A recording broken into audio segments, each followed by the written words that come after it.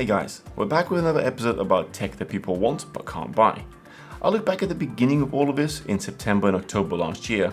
There was an immediate shortage followed by scalpers bringing up the prices. Then I see some of our viewers actually managing to get the cards at a retail price, but it's very few. After, the mining craze has started and the prices went through the roof. Now the final nail in the coffin for our fellow US gamers: tariffs. Regardless of all of this, we must press on and still provide some sort of insight of what kind of performance we can get, ignoring availability and pricing. So those who are looking to buy a card have a good sense of what is reasonable or what is simply unacceptable. Here we have the latest AMD card. This is a Radeon RX 6700 XT. It is targeted at the mid-range 1440p gaming with recommended retail price of $479. Let's see if it delivers. And if you're new to this channel, please consider subscribing. Under the hood, we have 40 compute units and ray accelerators with game clocks starting at 2400 MHz. This card also packs 12GB of GDDR6 memory on a 192-bit bus, as well as 96 MB of Infinity cache that we have seen on the higher end cards. This cache is used to accelerate the memory to feed the GPU engine. We have covered this in more detail in our Radeon 6800 XT video. If you're interested, do check that out. Moving on to the card itself. It is a 2-slot, 2-fan design which follows the same design as the rest of the 6000 series. The card has 230 watts of total board power, so there is 8 plus 6 pin power connectors to feed it. AMD recommends a minimum of 650 watt power supply. On the back we have HDMI 2.1 and 3 display 1.4 ports. Overall, this card looks and feels like a scaled down version of the higher end ones. I really like the aesthetic and also how solid it feels, but the main question is, how does it actually perform? For this testing we're using our Ryzen 9 5950X bench to minimize CPU bottleneck, and we have lined up a whole range of this and last generation graphics cards. Jumping into CSGO, here at 1080p on average there is not much difference in performance. When we look closer at the 1%, both Radeon cards are trailing about 30 FPS behind. Not a big deal for most players, but maybe a deal breaker for competitive gamers that want every bit of performance.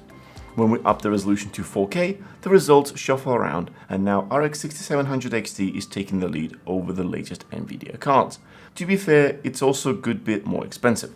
In Ghost Recon Breakpoint, at 1080p, this card is about 10% faster than 3060 Ti and is almost matching 6900 XT.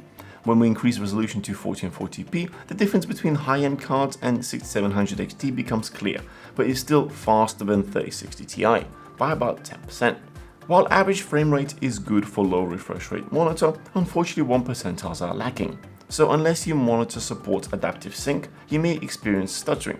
In this case, I would recommend dropping down the resolution and maybe general quality settings. In 4K, all the lower end cards are pretty much unplayable, so we can move on to Horizon Zero Dawn. At 1080p, besides last gen RTX 2060, all the rest of the cards are delivering very nice frame rates with good 1% performance. At 1440p, RX 6700 XT is on average performing the same as RTX 3060 Ti, but has 12% lead on the 1%. And just like the last game, if you bump up the settings to 4K, then you'll certainly need to make some visual sacrifices. Jumping into the results from Shadow of a Tomb Raider, here at 1080p the card falls right between 3060 and 3060 Ti, which is a little bit disappointing considering the price. At 1440p it matches 3060 Ti, so at least you have that. AMD does position this card at high refresh rate 1440p gaming, and while it lags behind Nvidia in this title, on average it still hits about 100 FPS. In 4K we have the usual story, so we can pull up the final game, Total War 3 Kingdoms. In this title at 1080p, both Radeon cards are performing pretty bad in comparison to Nvidia. In 1440p, Radeon is still lagging behind, but not as much, and to be honest, with any of these more budget-friendly cards, you can play 1440p with low refresh rate monitor just fine. If you're willing to make a few sacrifices, then turn down the settings and you can play with a high refresh rate monitor too. And for the 4K, it is the same as all the other games. We've also ran a few tests in 3D Mark, and the results are very similar. The one that does stand out is Port Royal, which is the ray tracing benchmark out of all of them. Here Nvidia cards are much more superior, and if you intend to play games with ray tracing enabled, then you're basically limited to 1080p and pretty low settings. I personally believe that ray tracing is still only suitable for the high end, and we need maybe another 1 or 2 generations of cards before it becomes good at a more budget price point. Let's quickly summarize gaming.